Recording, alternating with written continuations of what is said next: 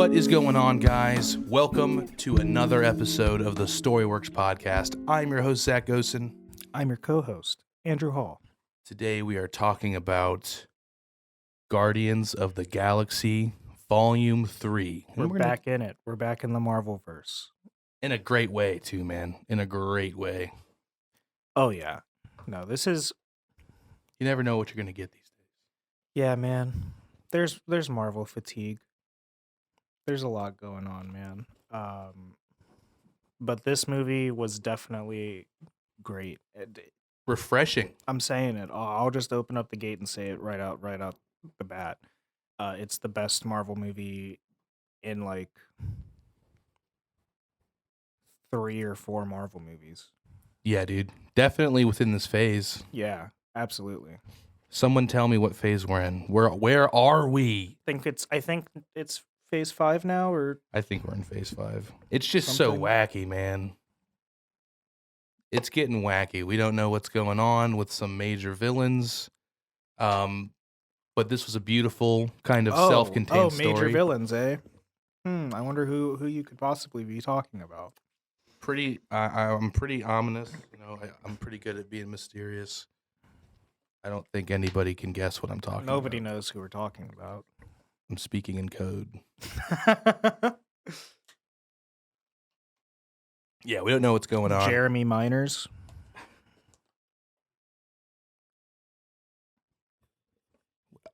That's all I'm saying. That's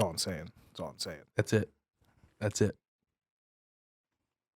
Yeah, so as far as like the future, The big picture of Marvel. going forward, who fucking knows? I don't fucking know. I don't know what's going on. Nobody does.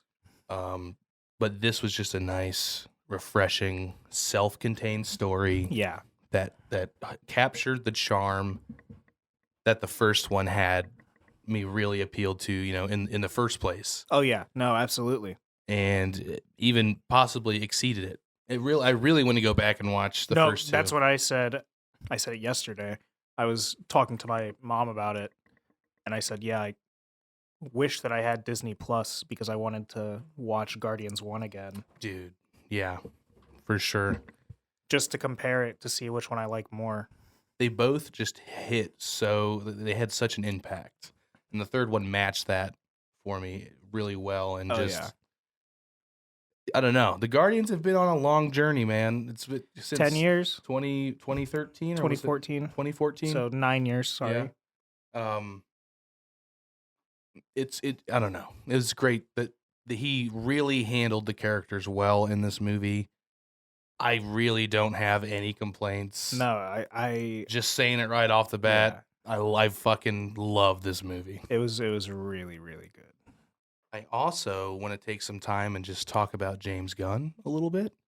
The man, the myth, the legend himself. He's, a lot's been going on with him recently. Friendship with Marvel ended. Now DC is my best friend. Officially ended after this. He's done. He's gone. Now. He's dust in the wind. Full DC. And we're going to see, he's done well in DC so far. Yeah. Loved his first 2 entries. I've seen people that did not like Suicide Squad or Peacemaker. Have you seen arguments as to why? I mean, they just don't. I think they just don't like James Gunn's humor. They want Zack Snyder movies, I think. So yeah, the Snyder Squad. Yeah. Okay. Don't show up to my house or anything, but the Snyder movies I Look, man. Okay, look. I liked Man of Steel. Man of Steel was good. I did that, And I feel like that's like a kind of controversial opinion to have. Yeah. I feel like a lot of people did not like Henry Cavill as Superman. See, I do love Henry Cavill. And that's the thing is I thought he was really good as Superman. Fantastic. The most enticing Superman of my generation, I watched the older ones as a kid, and Superman Returns was a thing. Yeah. I don't really think about it often. Funny story about Superman Returns. The guy who played Clark Kent in that movie went on to be like a main cast member in Arrow for a little bit. Really? And then he got put onto the show where they sent all the Misfit characters from like the Arrowverse. Okay, I didn't even know they Legends had like of Tomorrow. Okay, Legends of Tomorrow. Yeah, so he got sent, like he got cast in this universe, and he was the Atom, the dude that shrinks down. He basically in this universe he had like an Iron Man suit. Gotcha. Okay. But when they did the big crossover Crisis on Infinite Earths event, yeah, they had a bunch of different DC universes in it, like including 1960s Batman. Fucking Adam West. Like they have what's his name? Dick Ward, I think, is the guy who played Robin. He's in this crossover as like an older Robin man. Gotcha. But then they go to they're like, we need a Superman, and they go to another Earth, and it's Superman Returns Earth, and the guy who is still in the show playing the Atom is also in the show playing Superman. No big deal, man. He can do multiple roles. I was like, what is happening? How was his Superman in the show? Did you actually watch it? He was fine. Did he get a lot of screen time, or he was a decently main character, I think, for the crossover special. Brandon Ruth? Yeah, that's the man. That's the guy. Holy fuck, dude! Kevin Spacey was Lex Luthor in that movie. We don't talk about him. Oh my god. Redacted. I pretty much redacted that movie, I think, out of myself. The only thing I remember is yeah. Except he doesn't get hit. The bullet, the CG shot of the bullet, it's just crashing on his eye. It just works. He's the Man of Steel. Man of Steel's way better. That movie really hit. I liked the kind of Snyder feel in that movie. Yeah, no, I thought it was a fresh take, because everybody always sees Superman as like, he's like the sunshine and rainbows superhero, you know what I mean? He can't be beat because he's Superman, Right. There's not really any challenge. Yeah. And he's always in his own head. He's always the guy that's like, it's going to be okay, citizen. Yeah, exactly. But then Man of Steel comes out and they give it a nice gritty undertones to it. For sure. That worked for me. Yeah, absolutely. I love the story, and I love the beginning of Man of Steel. How it's like, it's told. Yeah. Telling, like, people telling stories about seeing this mysterious guy, and he disappears after something crazy happens. Mm-hmm. Super fucking cool. I did not like Batman versus Superman. Oh, here we go. Here we go. He said, "Here we go." Martha. What did you say? Why did you say that name? Why? And then Batman goes and kills. Did we just become best friends? People. Oh my god, yeah. Oh, Jesus, dude. Yeah, go ahead and try and tell me Batman doesn't kill anybody in this movie. He fucking murders people. Bro, he throws he slams a car into a fucking explosive like propane tank. The brandings. I know they were going with like super off the wall Batman at the beginning of this. Yeah, I know because Ben Affleck, I guess, based his character off of The Dark Knight Returns Batman. Great comic. Which is like a super insanely good run. Darkest Batman you're gonna get. Yeah, very, very. From my experience, I'm sure there's a lot of Batman out there. Oh yeah, there are. But yeah. This one is just like a grizzled one who has, lost a lot of of things. And I guess it made sense to why he was so upset, because seeing the like Metropolis getting fucked. Yeah. In the fight with Zod. Yep. Who is returning in the Flash. Yeah. I like, is he the main threat again? That I'm like, I think he's gonna be the main threat until, it's the Flash, because like it's, it's a Batman movie. Yeah. In the trailer that we saw for the Flash when we went to see Guardians, there was more Michael Keaton and Ben Affleck Yeah. and the Supergirl character, honestly. Yeah. More of all of them than there was of the Flash. Dude. Yeah, no, you're right. They're showing off everybody else. Tell me why, like, You want to get nuts? okay, like that's great. Let's get nuts. You gotta love it. Okay, that I love that line. Okay, That's fan service in the best way. oh yeah, and just open and out there, like just straight up. Here, have it. Take it in the trailer. Oh yeah, Come see this movie. watching Michael Keaton like soar around in his cape, man. But I was gonna ask, tell me why, like, Ezra Miller's character is like freaking out so hard, like before they drop in the trailer and do the parachute, they're like, "Where's your Yeah. parachute?" And he goes and flies because that's what Batman does. He's like, "Whoa, dude!" Freaking the fuck out. Like, Well, he's 'cause been there's- around superhero shit, dude. Well, because I mean, I think his whole thing in Batman versus Superman when he appears, or yeah, he's in Batman versus Superman, For a right? second. Just for like a second, but then he's also in the Justice League. And when they, which I also did, I never got I through it. never have finished watching Justice League. Sorry. So long. It's so Like the one that's worth watching is so long. Yeah. But yeah, he's like introduced in that, and he's kind of like, "Oh, I'm a quirky guy. Ha ha ha ha. Oh, you're Bruce Wayne. Wow, that's so cool. Wow, that's so cool." Okay, yeah. So I don't know if that's what he's supposed to be, but I also think because there's two. Maybe it's the one from Michael Keaton's universe that's freaking out. Okay, that would make sense. Because there's the two of them. They just, it's so like, And the I'm whole like trailer, he's just 90% sure that other Ezra Miller is going to be Eobard Thawne. Oh, really? That's my like soul read prediction. Okay, put it out there. Let's see. I mean, he's gonna be in it somewhere. Because they show him in yellow in like one of the first trailers. I didn't catch that. He's wearing like a yellow shirt. See, it'd be interesting having him be Himself. Mm-hmm. That's a different take, but that would also, you're like waiting for him to, fans know that this is gonna. Please just. It's gonna be Reverse Flash. They're just showing Zod. Yeah, he's just the threat for now. I just want them to recast him. I just want Flashpoint to like get rid of Ezra Miller, honestly. I think that they will. I would like to think that they will, but I've also like seen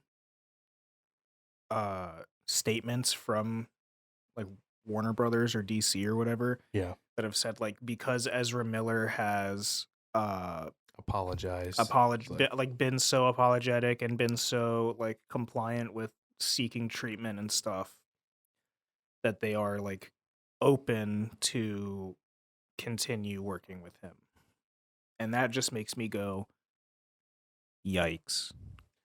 Yeah, we don't like that. I need to see, like, look at their charges again. I know one of the things that they are accused / I allegedly did, I'll say, to protect myself. Allegedly. Is groomed like a 15-year-old girl who also like she was like she's a Native American girl. Mm-hmm. And like I believe like the reservation that she was on like really tried to get Ezra Miller like caught for this. Gotcha. That was like one of the things that came out, and then there was like the stuff in Hawaii where he like assaulted somebody. Yeah, it's like that's just where they assaulted somebody. Yeah, that's a lot. That's a lot. You got to show more growth, give it more time. I feel like at least. Yeah. Grooming those people like that. And don't okay, change, look, man. hold on, because I have to bring this up because this was just weird, and I feel like insane if I don't bring this up. In the Flash trailer that we saw, one of the very first scenes of the trailer is the Flash walking around outside, and a bunch of like high school girls are on the sidewalk and they walk up to him and they're like, "Oh my God, the Flash! I love you!" Yeah. And I don't know, man, but the optics on that are like really bad. Yeah. See, I didn't even know about the whole grooming charge until you brought that up, and I was like, what? I don't know, man. I don't know if I'm like reading into that too much. I mean, it's just there. It's in your head. You know what I mean? Yeah. Since you know what happened. It just has a weird taste. Yeah. Yeah. So we'll see what. I'm gonna watch the movie for Michael Keaton. Yeah. Yep. Pretty much. I That's want to it. see Michael Keaton's Batman back in action. And we're gonna see what James Gunn. Yeah, to bring it back molds. to James Gunn. Yeah. We're gonna see what he molds this into for the future of DC. It could quite easily, just be resetting the timeline through these events of Flashpoint. So that's the perfect opportunity. I mean, that is definitely what they're doing. For sure, because we got, New Superman Legacy is what it's going to be called. Have you heard about like the leaks? No. That have been coming out? Spoiler/leak alert. Well, because I think James Gunn tweeted kind of saying like these leaks. I think he was basically trying to discredit the leaks by saying they like weren't. He was like, I would never come forward with something like this. The only people that like, I would never openly say, hey, these people are auditioning. That's up to the people auditioning to say, hey, I am trying to become Superman. Gotcha. But I think one of the names that was like leaked as a possible candidate was Nicholas Hoult from What? Renfield. Yeah. My dude, Nicholas Hoult. Just let him eat some bugs. I mean, I'm on my all protein diet. He was beast. Yeah, he was. You know? He's been in the superhero genre. Yeah. That's crazy. I know Legacy, like I haven't read Superman Legacy. Or is that the name of the comic as well? I think it's based on it might be called like Superman Man of Tomorrow or something like that. Okay. I know the comic, like the cover. Like the cover's pretty iconic. Yeah. The Boys simulated the cover. Okay. On one of their issues with with the Nazi front. Yeah, okay, Stormfront, yeah. I know which one you're talking about. So I'm pretty sure that's like from that comic. Yeah, it's supposed to be like a younger, more, like but slightly established Superman. Yeah, because he's got the fit and everything. I was gonna say I don't think we're gonna get like an origin story, which I think I'm fine with. It's like you don't need an origin story for Batman anymore. Right? Exactly. And we've all seen it so many times. Thankfully, they didn't do it again in The Batman. Please, no. Yeah, thank you. But yeah, I'm excited, man. I'm very excited to see a James Gunn take on. He's doing Superman. There's season 2 of Peacemaker is still coming out eventually. I loved Peacemaker, man. Peacemaker is a super fun show. So I think what they're gonna end up doing is it's gonna be a soft reboot with Flash. With the Flash movie. Like I think like when he goes back and changes does Flashpoint and like fixes the timeline and things are slightly different. Yeah. I think the things that are slightly different will be the casting changes. Gotcha. And stuff. But like, the Peacemaker stuff that happened, because that's still gonna be part of that. And like the Aquaman 2 takes place after the Flash. So I don't know what's going to happen. So perhaps Jason Momoa is staying. Yeah. For some more Aquaman. Perhaps. Aquaman and Ezra were at, I keep saying their fucking name. Aquaman and the Flash appeared at the end of Peacekeeper. Peacemaker. So yeah, I don't know. It's interesting. I know, like John Cena will keep playing Peacemaker for sure. Oh yeah, he's for sure down. I mean, the dude stole the costume after they finished shooting. Yeah, right. They started wearing it around. So, what do you think? Do you think he's gonna like? I mean, James Gunn loves writing comedy. You know, he Yeah. everything he has a comic element to it. But he's also able to write serious stuff. He for sure is. I mean, Guardians Volume 3 is holy shit. Yeah, man. A deeply emotional movie. It's an emotional roller coaster. So I don't know. What do you think about the DC films going forward with him? Do you think he's going to keep? Because Suicide Squad was pretty funny. You know, it does have serious moments, but it's like you're dealing with a wacky fucking cast. Yeah. But no, I think of when I think of like silly moments from the Suicide Squad, I think of when they're moving through that through the Resistance hideout before they know that it's the Resistance. And dude, exactly Bloodsport and Peacemaker are just having a dick measuring contest to see like who can do the more creative kills. Yeah. And Peacemaker just takes out his hatchet and just walks alongside somebody who's asleep and just goes. Yo, dude, the hatchet's like in a piece of wood, and he just goes. Oh yeah. And he's like looking at him too. Oh my god. I love the cast in that fucking movie. It was really, really good, man. I hate Starro. James Gunn likes big, unappealing, scary monsters that look gross, and he likes body horror. Starro is so fucking disgusting. It's true. Tiny. It opens its arms, and it's got tiny. All of the tiny Starros. Dude, the armpit flaps, and they're just flying out of its.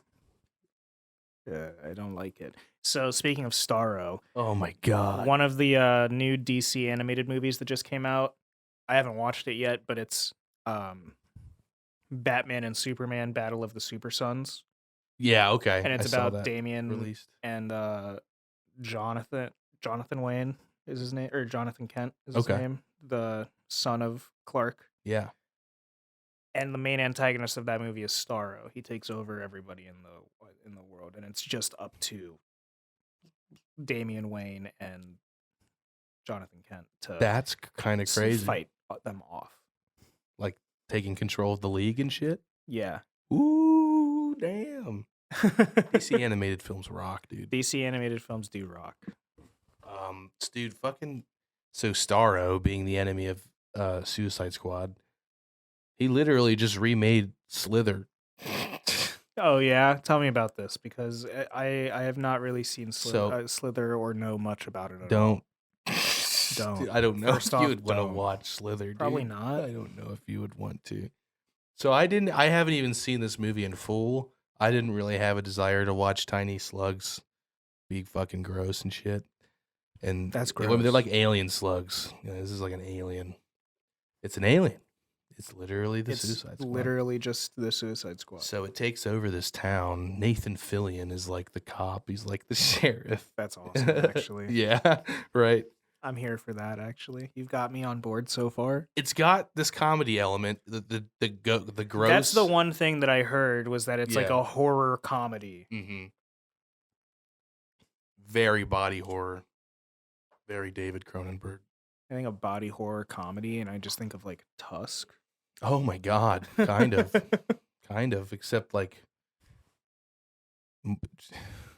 worse. It's just worse. Yeah. Michael Rooker is like the character that gets possessed. Oh, really? By like the main hive mind he's body. Slithered? He's yeah, dude. The best part of the movie is when he gets slithered. He says it's Slytherin time, and he slithers all over that guy. Oh, God. Oh, I hate it. Oh, man, it's fucked up and gross. So the best part about my first time ever seeing anything about this film is I was at my father's house. And good old Art. I love my dad, but he's always got the weirdest fucking channels on for like a family visit. It's how it goes, man. It's always how it is. He had sci-fi on or something, and Slither was on TV, bro. I'm sitting here trying to eat my dinner. I'm sitting here trying to eat. It's not dinner appropriate. Oh my god, I couldn't finish my plate. I'm like trying to eat, and I'm looking over, and Michael Rooker's character is just a mass of flesh and there's other torsos, including Sean Gunn, I'm pretty sure, sticking He out does of like him. putting Sean Gunn in his movies. Yeah. And they're all talking and wailing, and like they're hurt, and they're a gross mucousy mass of flesh. I'll probably put a picture of him up on the screen. Dude, yeah. You gotta find like the final formation of this character. And I'm just trying to eat potato salad. No, not the potato salad. I was like, Dad, what the fuck are you doing? Is this? What is this? We're trying to eat. We're trying to eat. He's like, I know that shit's fucked up, isn't it? What? It's fucked up, right? That's a fucked up person. Michael Rooker be like, I just want people to think I'm like a fucked up person. Speaking of, we can't go an episode without an I Think You Should Leave reference. May 30th, season 3 comes out. I'm gonna like that's the episode. We're doing it. I'm gonna lose my mind. Maybe we'll talk some I Think You Should Leave next week. Mix with something else. Hell yeah. Because we're watching the entire season as soon as it drops. Dude. Without a doubt. It's the most quotable show since SpongeBob. The first 4 seasons. That's true. He's not wrong. He speaks the truth. All right, man. We got anything else about our man James before we jump in? There's one movie we both So he wrote. Oh my God! Yeah, he wrote the first 2 Scooby, like the live action Scooby-Doo movies. Man, yes, that's him. I was fucked up when I learned that was the case. Dude, it's so good. He originally wanted it to be like rated R.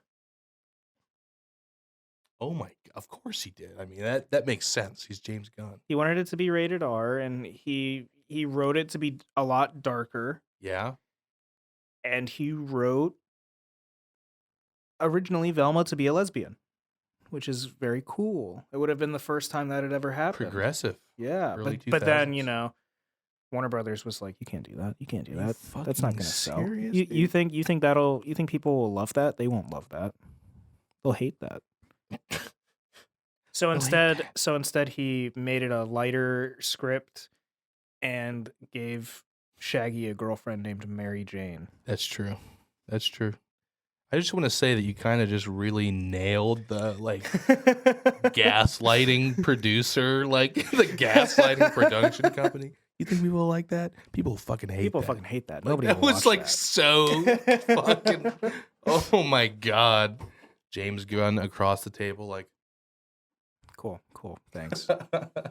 Oh my God. Still, dude, I watched those movies all the time when I was a kid. Dude, it's so good. When Daphne is fighting the big bad and she dude. She throws hands for sure. When he's like laid out over the hole. Yeah. And she jumps down, kicks him, and then hops off of his body as he falls into the pit. That shit goes hard. So cartoony, so effective. I always wanted to watch her kick that dude's ass every time. And then the ATV race, dude. Yeah. When all the soul, dude, and then everybody's souls are just getting ripped out of their damn bodies, and then it's because of scared me. And then it's because of Scrappy fucking Doo. I thought that shit was hilarious. It's so funny.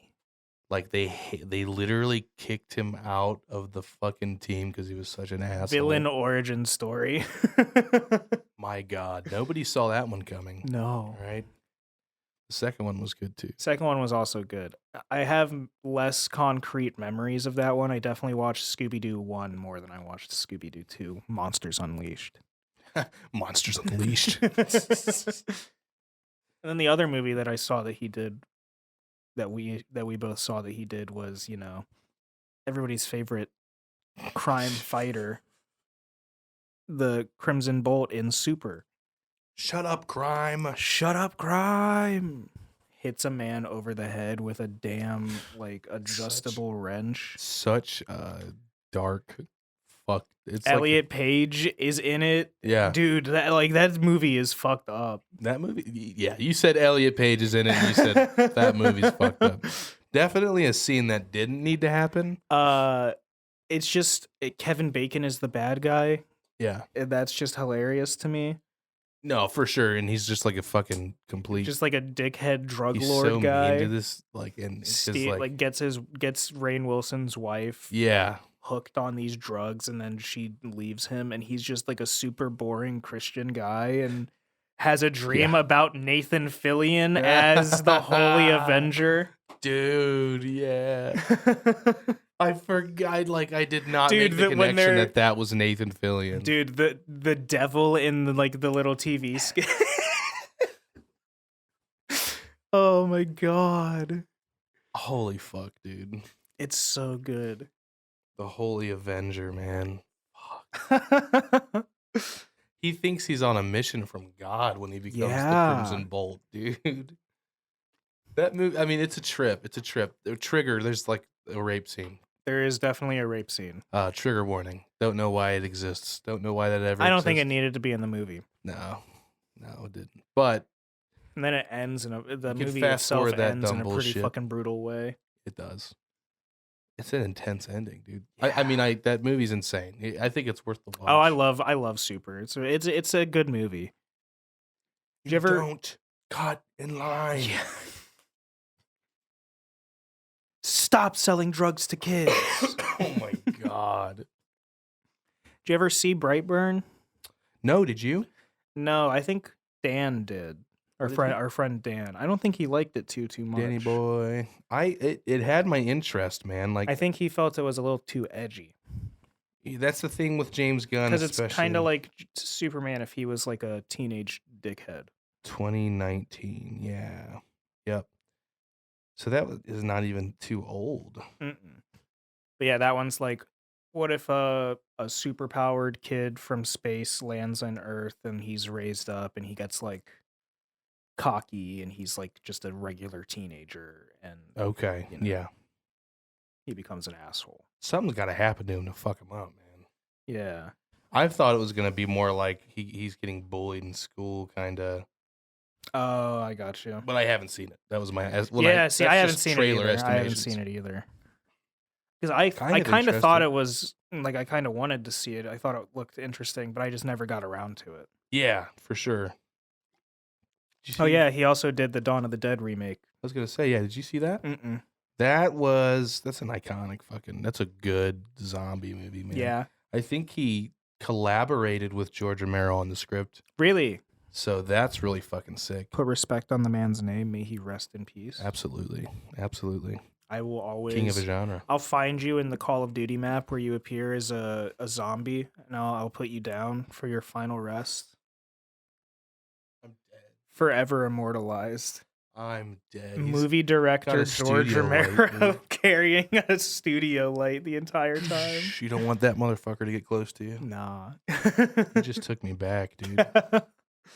But Dawn of the Dead's a great movie, man. It's a group of survivors that get the opening scene is like pretty fucking insane, iconic. Yeah, like zombie outbreak in white suburbia. Nice. And it just opens with hell breaks loose. A couple's daughter is infected, and the door slowly opens to the bedroom. The dad's rough. like, "Sweetie, what's wrong?" And it gets fucked. That's rough. But yeah, they all get held up in a mall, and it's just really, it's all character dynamic. Okay. Who wants to do what to survive? Who's hiding what? Good movie, man. We should check it out together sometime. Oh, hell yeah, I'm down. I think that's what I got for James Gunn's selection Films, here. Yeah. Good stuff, man. Good stuff. He's got some weird shit, but he's got some great shit too. Oh yeah. And going forward with DC, I think it's in good hands with. I do too. How many waves he's made in Marvel, you know what I mean? The James Gunn defenders have logged on. Right. Do you think like I feel like Guardians 1 has like set a standard for every Marvel movie going forward, because they've always had like a comedic charm, but they really pushed it up. And then you kind of had Taika Waititi come in and he slapsticked the shit out of it up to another level. Yeah. So I feel like that's where some people started to lose Marvel a little bit too. Mm-hmm. But James Gunn always did it. I think he rode the line perfect. Oh, I absolutely. Feel like. For sure. 100%. Guardians. That's why I trust him so much. Yeah. With DC is because he did really, really good with Guardians, and I liked Super. I liked, Yeah. I like what he's done, so I trust his work. Because I was talking to Dan about it Yeah. the other day, and we were kind of discussing it because I mentioned that James Gunn was moving to DC after this movie, and he was like, "How does he get the role of like CEO or whatever from just I mean, that's a directing good a couple question. movies?" And Yeah. I was like, He just proved himself at Marvel so I hard. mean, it's the same thing though that kind of happened with like Kevin Feige, honestly. Yeah. I said Kevin because I He got said pushed that I straight said to the Kevin top, Feige yeah. made Iron Man, and then they were like, "You invented the MCU. Yeah. Here's the CEO's chair." Was he like or a like producer president or on that? whatever. I think he like I think he produced it or directed it at least, I think that was right? I'm just, his name is escaping me. Hold on. It John Favreau. That's who I'm talking about. That's John who I'm Favreau. talking about. And then I don't know when Feige came up per se. I know it wasn't like long after this if he wasn't involved in this. I know that he worked with Sam Raimi on the Spider-Man movies, Yeah. like kind of under him, like he Mhm. wasn't big time yet or anything. Yeah. And that's like where he learned the basics of a superhero movie. And Yeah. like that's where That's cool. he gets a lot of That's inspiration super from. cool. Well, and even yeah, then though, because John Favreau has like, I don't know what his position in Disney is, but he has like a decently high position. He makes, he a makes lot of stuff. movies. Yeah, He's a big time producer for Disney. for sure. You know, he proved himself in Marvel. He did all the Iron Man movies, I believe, all three of them. And he does stuff in the Star Wars universe as well. Oh yeah, Mando. Mm-hmm. Mando. Mm-hmm. Which was a big reignition for Star Wars fans. You know, that was a big Absolutely. thing that brought people back after being disappointed by some of the sequel movies. Yeah. You know. Anyway. Yeah. Sorry for that tangent. I was just good. trying to bring up comparisons of how a man like James Gunn goes from directing a couple superhero movies to being in charge of a mainstream like comic book studio, movie studio. I think it just goes. They just looked at his work, man. I think it's as simple as that. I agree with you. Yeah, I think he proved himself with his work. So they were like, okay, DC was like, look, man, we've been shooting ourselves in the foot for like about a decade now. Right. We need something. You are the creative spark we need to fuel this DC renaissance. For sure. Yeah, most definitely. And I'm excited to see where it goes forward. Oh yeah. Excited for the new Super movie. But for now, we're going back to Marvel. We're going to talk about his last Marvel entry. Guardians of the Galaxy Volume 3. Holy shit. Oh my. I love this movie. I said it once, I'm going to say it again. I love this movie. I absolutely loved this movie. What a beautiful way to bring these character stories to a close. I think he nailed it, man. 100%. And there was a lot to juggle. There was a lot to stick. Mm-hmm. And I heard that he was kind of before he got fired and then rehired, because he had already written out the script for Guardians 3. Oh, really? Okay. Before he got fired, he had it written out and everything. And he did a couple more draft revisions, but you know how Endgame ends with Thor with the Guardians? Yeah, right. Originally, Guardians 3 was supposed to come out before Thor 4. Okay, so that can kind of. And James Gunn was like, from like the articles that I've read about it, he was kind of pissed because he was like, I did not want Thor with the Guardians. I didn't want. He's not my character. Oh shit! Okay. And he was going to just not include Thor in the movie, and then just have them have to come up with a reason why he wasn't in it. That's pretty much what they did. But because it got pushed back. Yeah. And then so Thor 4 came out first, right. So they were able to have use that. Yeah, they made a scene where Thor leaves the Guardians and blah blah blah. I think that helped the movie. No, absolutely. It would have been just dumb if they had to take X amount of minutes to get Thor out of the picture. Yeah. Because this movie starts in a personal space. It starts very personal. Because Guardians 2 opens with like a big fight scene. Yes. And it's Mr. Blue Sky, and it's it's a really upbeat opening. This one opens up with an acoustic version of Creep. Yeah, dude. And it definitely set the fucking tone for the movie. And it's like the whole song. The entire song. Rocket is just he's got earbuds in, he's just walking around. He's got Quill's fucking Zune. Yeah. I don't know if this is the first. Is this the first time in the movies that he's shown interest in the music and stuff? I think so. I loved that. Mm-hmm. Because I was like, I don't remember him. This is showing that him and Quill are best friends. Exactly. They've gotten close. Yeah. And, he's on his way to take care of him at the very beginning of the movie.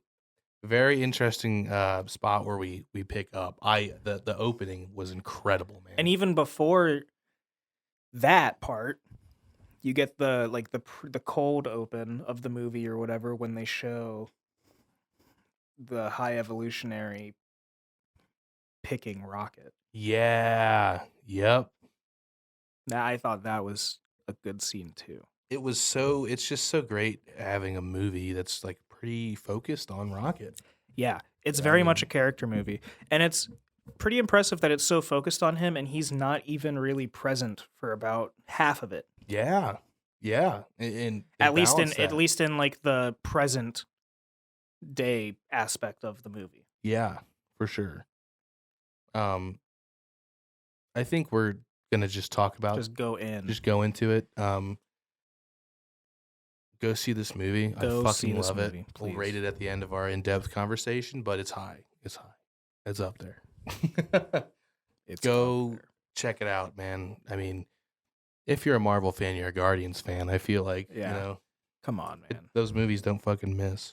No, not a single one. So we've got this awesome story focused on Rocket, his past, which was so... Dude, that shit hurts. Beautifully tragic. That shit hurts. Oh my god. Yeah, I'm gonna start crying. Dude, I cried a couple times watching this movie. Same. We were just... Yeah. Tell me what... Okay, we were in a theater with like 2 other groups of people, and god damn it, you pick your seats before the movie. People were right behind us, man. Why? There was so I just don't get it. There was nobody space. When we picked our seats. There was nobody around us. Nobody. And then these people Why come did you want to sit be right directly behind us? Why would you look at the screen and say, "Oh, there's 3 people sitting right here. I want to sit right behind them." I don't want to cry right next to you. I'm trying to have a moment with my homies. Yeah. And I'm trying to absorb into James Gunn's. It's for real. If it's a packed theater, I don't give a shit. But I thought that was so weird. It was very strange. Like, it's at least sit on like the other side of the aisle. Because they're rocky seats. I didn't want to rock into their legs by accident. Shit's rough. Oh, yeah. We cried. It was a crying party. Oh, yeah. Rocket's Absolutely story beautiful. is amazing, dude. Beautiful. What do you like? How do you feel about the villain in this? I liked the High Evolutionary, and when I say I liked him, I mean he fucking sucks. Yeah.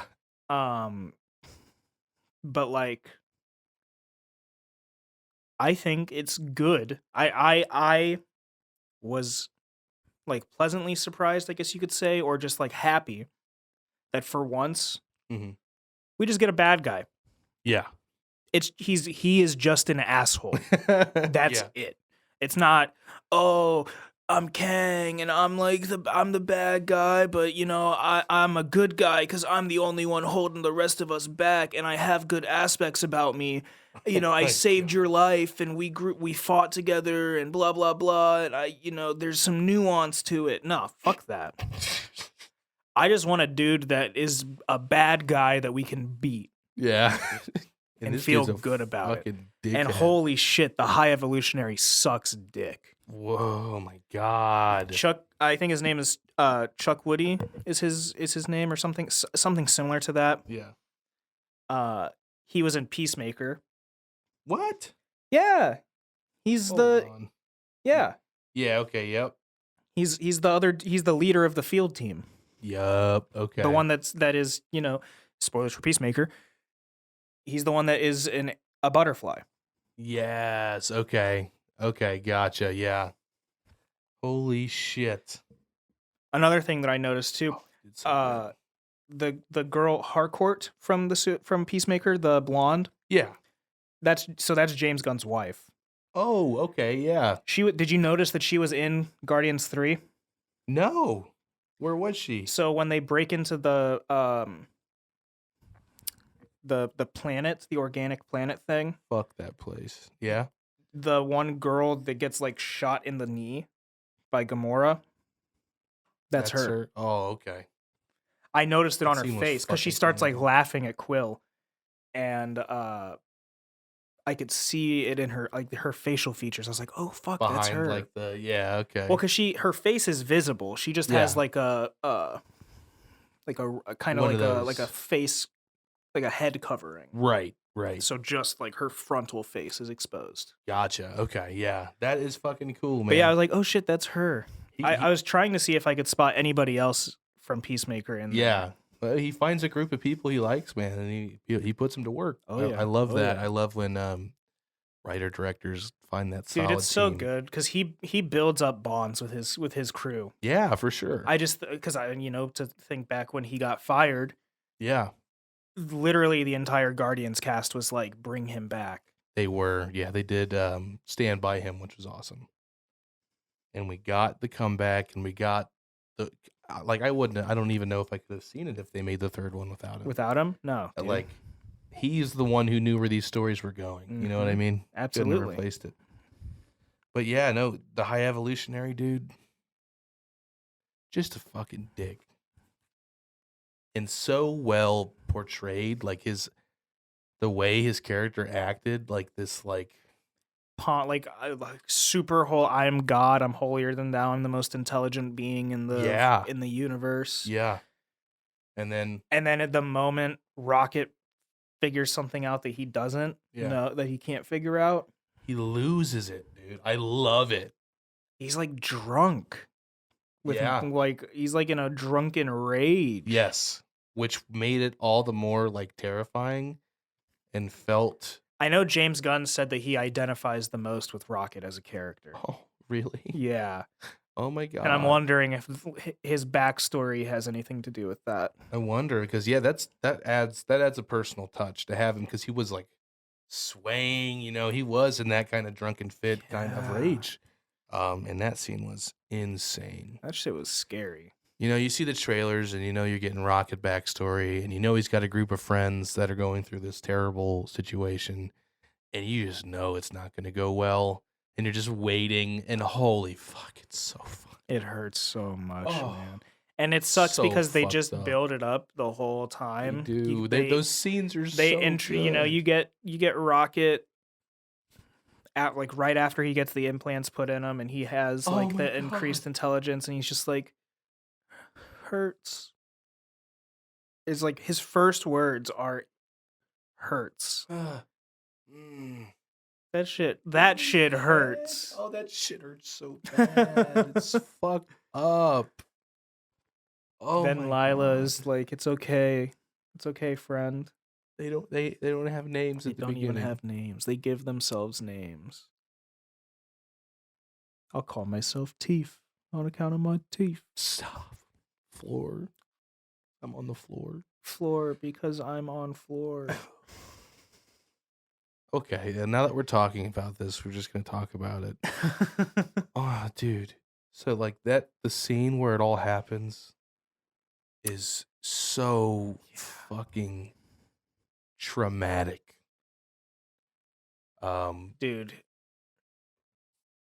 Yeah. The way he gets thrown back into the cell after being given the knowledge, hey, you're all going to die tomorrow.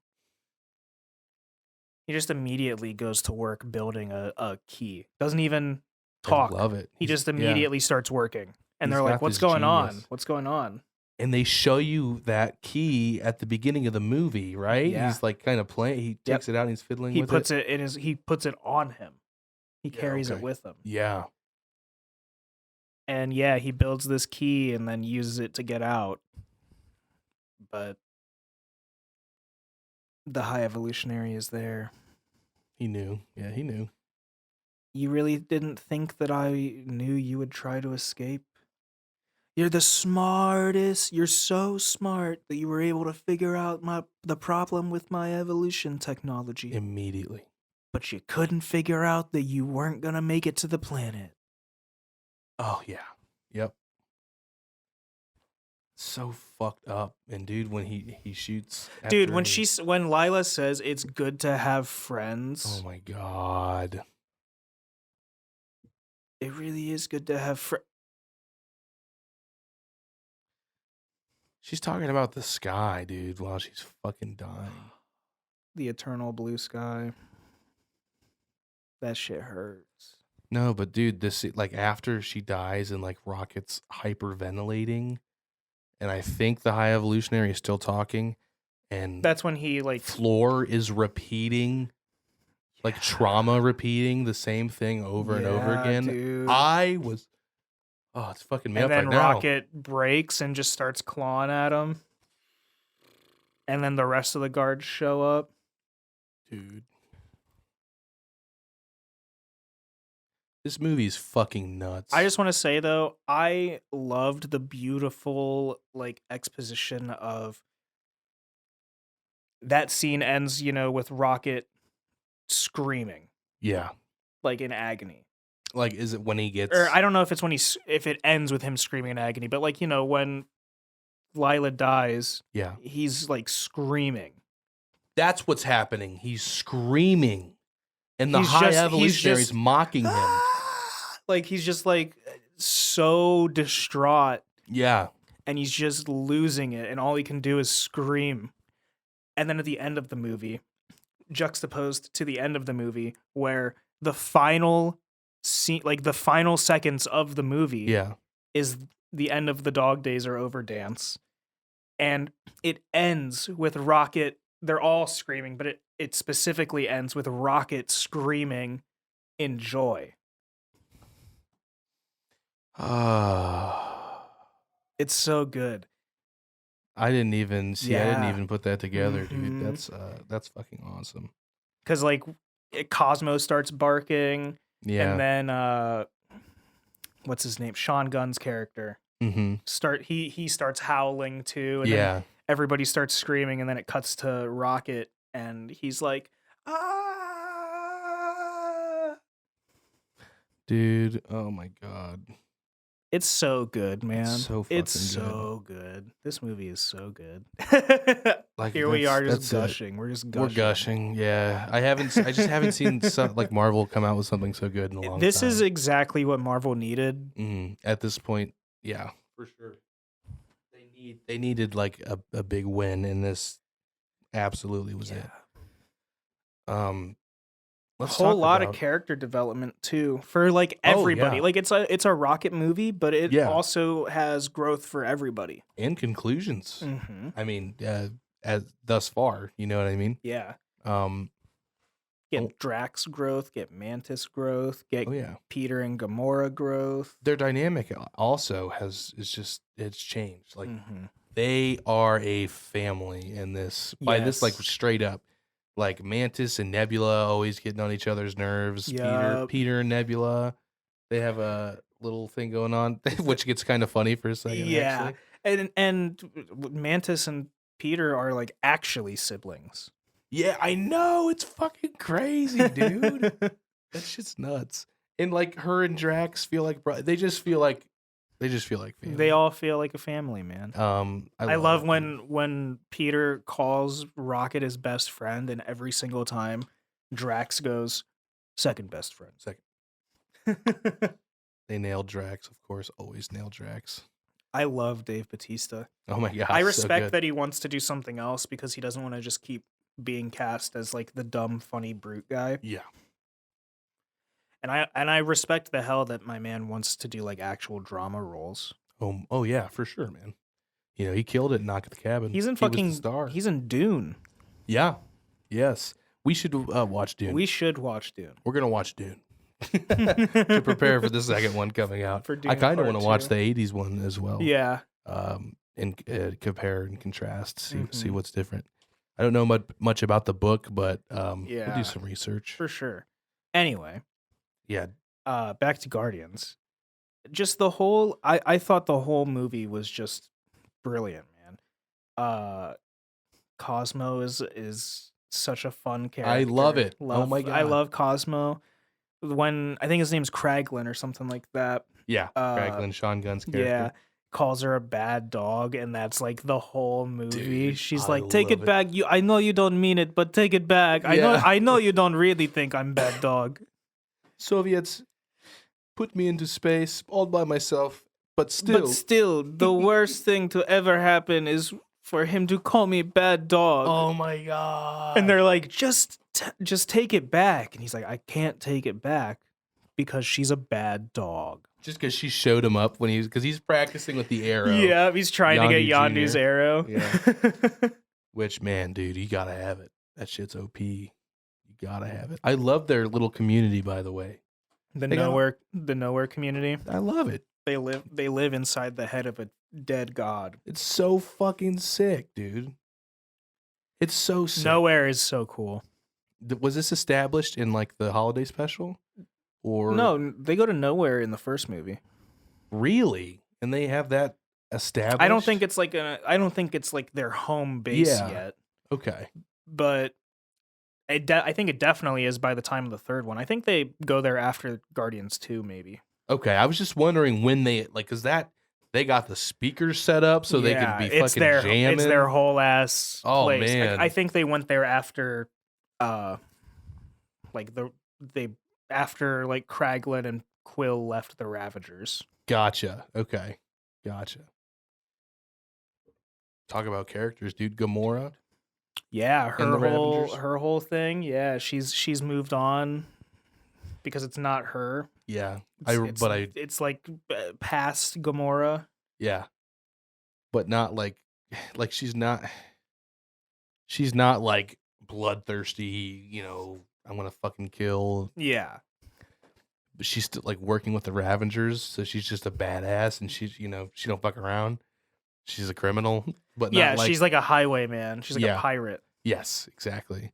Her and Quill's dynamic, honestly, her dynamic with everybody is fantastic throughout this movie because she kind of ends up getting stuck with them. The only one that she's like remotely cool with really is Nebula. Yeah, because she got the memories of them being sisters.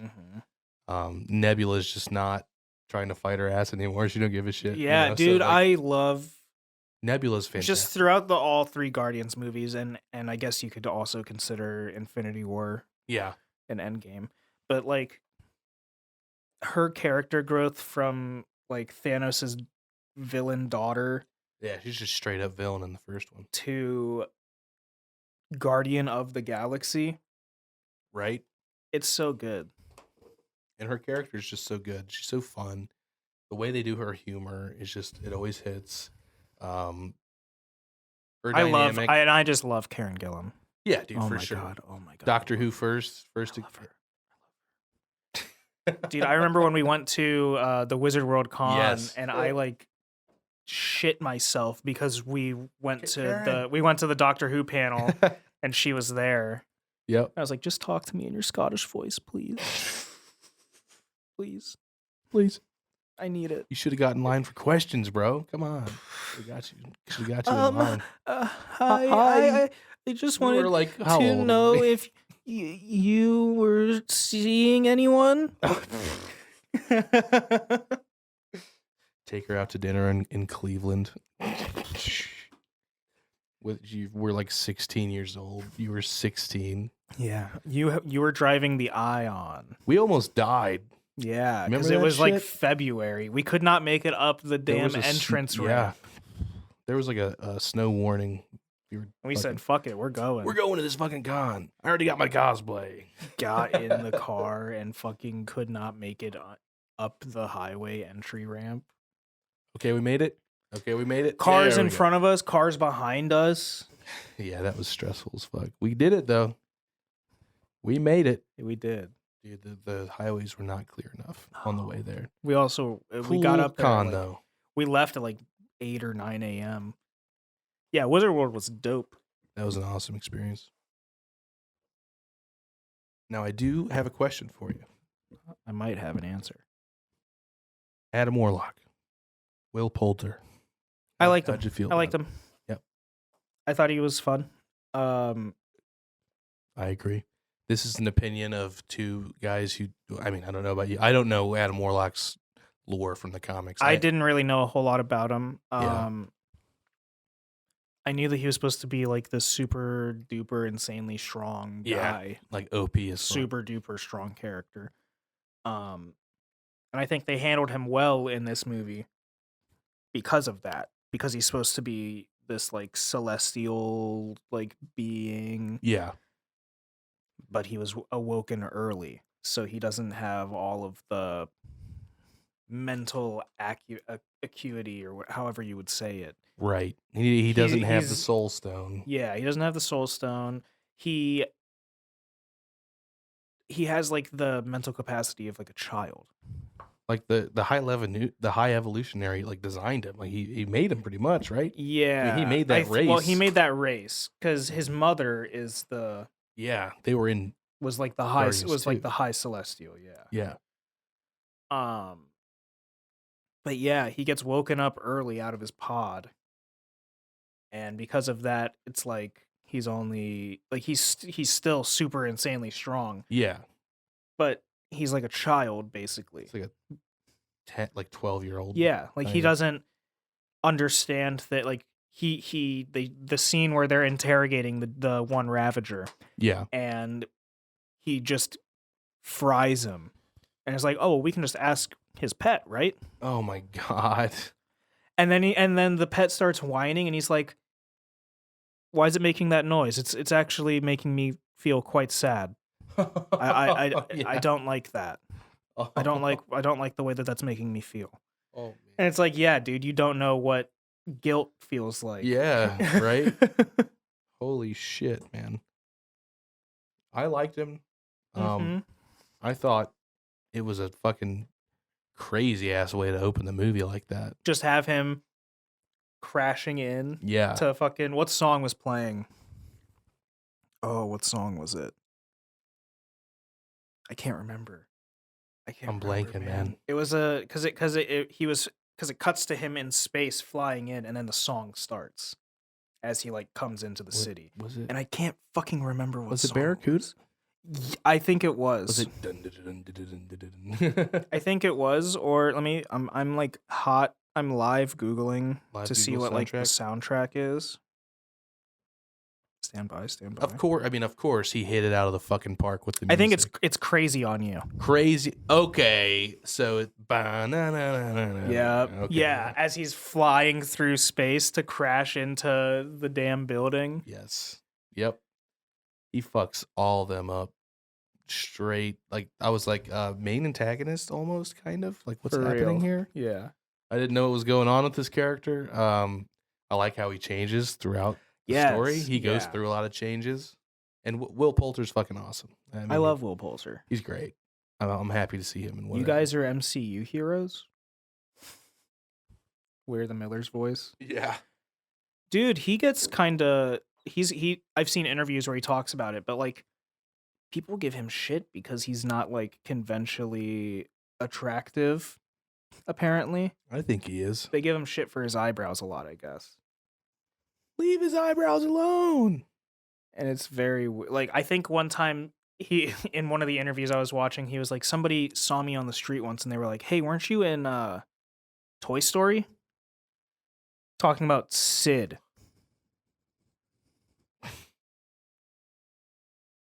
Dude, that's fucked up. That's fucked up. It's fucked up.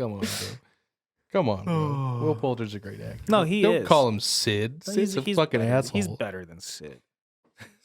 But no, Scott, you idiot. Scott, you idiot. I liked him in this movie, man. And at the end when he comes out and saves Peter when he's in space, dude, they've really had when it's like the Sistine Chapel, dude, they did it straight imagery. Up. Oh my god! I just love the way he comes out and he's literally like, yeah. Oh my god, that shit was insane. I thought my man was dead. His face like blew out, dude. Bulged. Like that was disturbing. Don't like that. I was like, he's fucking I was like, dead. they're actually dude. gonna do that? You could not convince me he was alive. I think it's a big stretch.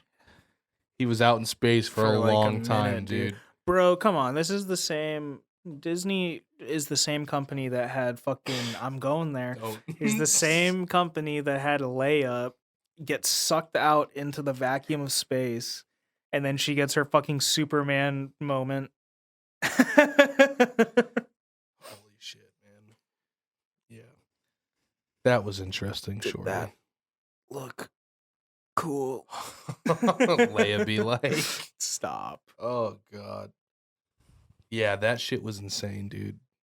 How did you like our conclusions for our characters? Dude, I thought they were great.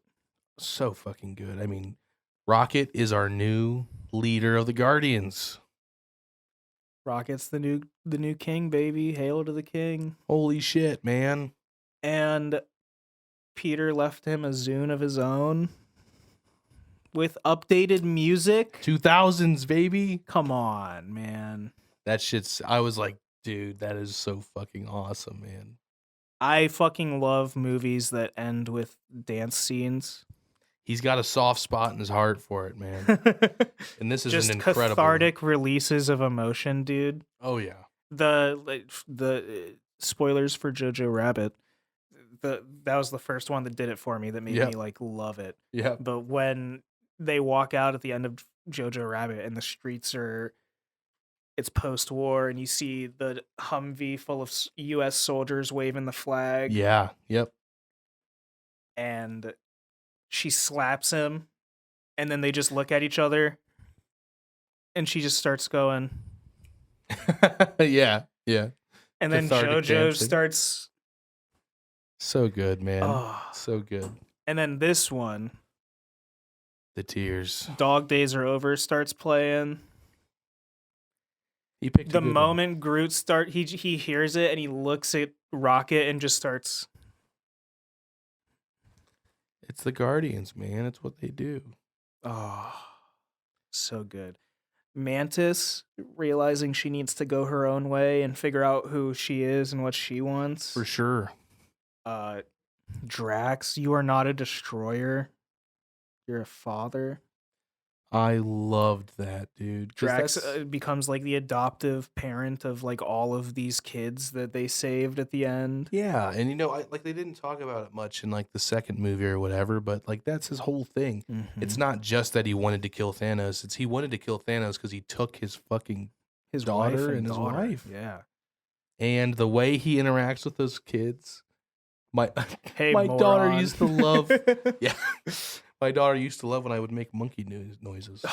Yep, and he just gets them all to chill out. There's like a robot. He's like, that's not a monkey. Hey, moron. Peter finally going back to meet his grandpa. And his grandpa immediately recognizing him after 30 years. Yeah, that initiated my last cry of the movie. I don't know, man. That hit me so hard. Oh, that hit me super hard. Peter. Oh, and then Nebula during during the dance scene when the kids come up to her and start like swaying her, and she's like trying to fight it, but she can't help but like smile and laugh. Yeah, absolutely, dude. She has her home in nowhere now. Yeah, I fucking love. Oh my god, I love Nebula. Her arm was so fucking crazy, dude. Yeah. Gamora goes back, dude. The scene with Peter and Gamora right at the end when when Gamora finally realized, she spends the whole movie trying to understand why they care so much about each other. That's why I love the character. She walks up to Rocket's like unconscious body and is like, wow, you must be a pretty loyal pet. for them to be doing all this for you. Yeah. It's like, nah, dude, he's not a pet. Right. You're looking at this the wrong way, Gamora. And she realizes it when at the they end. all come in and hug Peter. Yeah. And then they're talking and she says, "I bet we were good. I bet we were fun." You wouldn't believe. Ooh. That was such a good. But she has her own life in this world now. Yeah, because like she understands that family aspect, and she goes back to the Ravengers, and like it's such a happy moment. For She her. understands that that's her family. Exactly. Yeah, that's who she's come to call and know as her family. Fucking beautiful, man. Adam Warlock joins the squad. He's one of the Guardians now. Our man Kraglin is a key member, of course. Dude, I love the post-credit scene where he's like, "All right, I can probably handle this if you guys want to go on and get out of here." Yeah. Yeah. The man's confidence is back. That scene was sick. Yeah, it was. When he fights him off in nowhere. Groot. I love you guys. And you said the way you said it, I didn't think about that either. Is how did you frame it? You said like us as the audience. Yeah, we go through 3 movies of just hearing him say, "I am Groot." Yeah, I am Groot, and having it be translated for us. Yeah, but now we're at the point where we understand him. It makes you feel like you're part of the family, and so you don't hear "I am Groot." You hear what he's really saying. I loved it. That was such a like perfect thing to put right there at the end. It's so good, man. And we got the big Star-Lord will return. Star-Lord will return. So we don't know what's going to happen with these characters going forward. It's going to be interesting, seeing somebody else take a swing at them, because I don't know if there's going to be another Guardians movie. Yeah, I'm not sure. But I feel like they're going to appear. They might appear in like one of the Avengers movies coming up soon or something like that. I mean, I know Secret Wars is coming out. I do want to see, I want to see Leader Rocket going through the strides, man. I loved the end when he's asking them all what their favorite genre of music is. Yes. Yeah. What's your favorite song? And then he's like, this one's pretty special to me. Yeah. And he just starts playing. I can't even remember what song it is.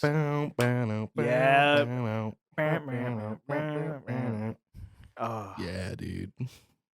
It's so good. All right, dude. What do you give it? 10 out of 10. Yeah. I think I'm doing it. It's a 10 out of 10. I think I'm doing it. Yep. It's a 10 out of 10. It's a 10 out of 10. There's no other words. That's all. That's it. That's what we got. You did it, James Gunn. Congratulations. You got a 10 out of 10. Absolutely. I can't wait to see it again. I loved literally every aspect of this movie. For sure. It didn't fall short. I don't think there was a single moment where I felt like it didn't work for me. Absolutely. I even felt like I felt like it was a long movie. Yeah.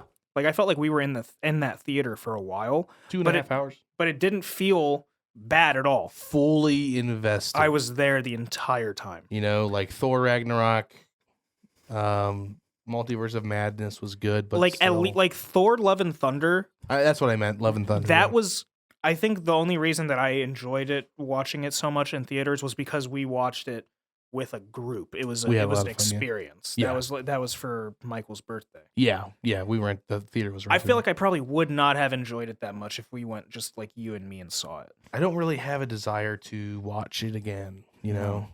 You don't. Oh, you don't want to hear the screaming goats. No, I can't.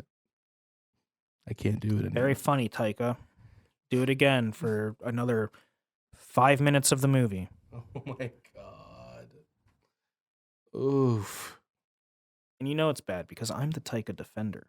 That's true. We do love Taika. It was just you went a little too much on this one. It didn't hit. You just got to dial it back a touch. Ragnarok was great. I did love Ragnarok. But yeah, this is an absolute 10 out of 10. Sure. Balanced the comedy and the emotion, blended it all together with like really good like I thought the CG stuff looked great. Fantastic. Did you know this movie is like the most prosthetics used on any film? Is it really? Yeah.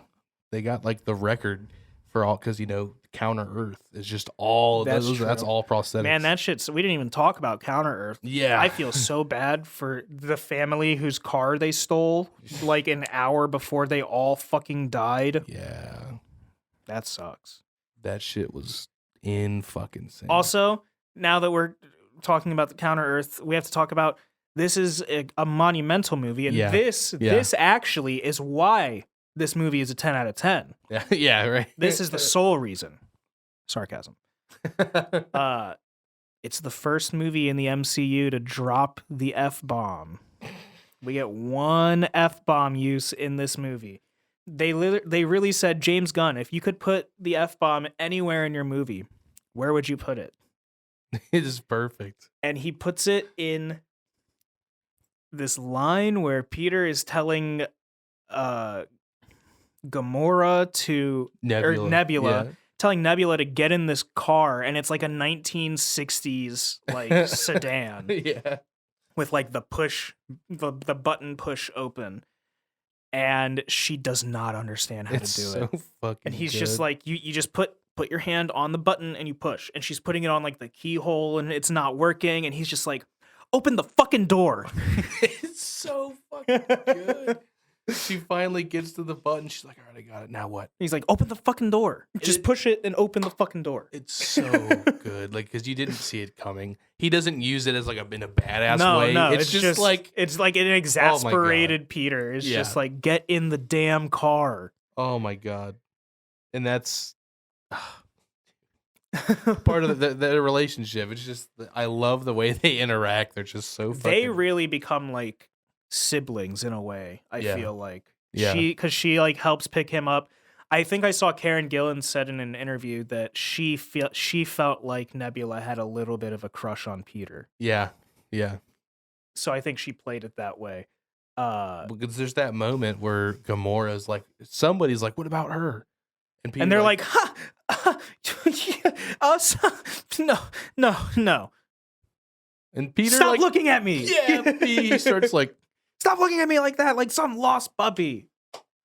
Oh, I love it, dude. I fucking He's love like, it. I just never realized how dark your eyes are. My father had them replaced. It's so fucking... He's like, I'm just saying. Her deadpan is just so good. Oh, fucking love it, yeah. 10 out of 10, man. And then when she's like talking to the kids and she's just yelling at them all. Hey. Drax is but like, yeah, no, phenomenal movie, just to keep saying it. Go see it. I'm so sad. You know, I'm glad that because James your Gunn... uncle killed your dad? Because my uncle killed my dad. History of the World Part 2. If you haven't seen it yet, go watch it. Go fucking watch it. On Hulu. But also go watch Guardians of the Galaxy Volume 3. Yes. That's in theaters. It sucks that we're not going to get more James Gunn Marvel, but you know, like we said, we're excited to see what he's going to do in DC. Oh, for sure. I'm still excited to see where these characters can go, as long as they can try to nail it and stay very faithful to who he made those characters out to be. Oh yeah. And I think he's going to do a good job. Yeah, absolutely. For sure. All right, guys. Well, alrighty. That's what we got for you today. Big old thickie of an episode this time. Yes, indeed. James Gunn's got a lot of good shit to talk about. He's our man. Yeah. Like, comment, subscribe, guys. Let us know how you felt about the movie. Have you seen Slither? It's fucking weird, right? It's not just me. Let us know. Oh, yeah. Until next time, guys, I'm Zach Gosen. I'm Andrew Hall. We'll see you next time. Sayonara.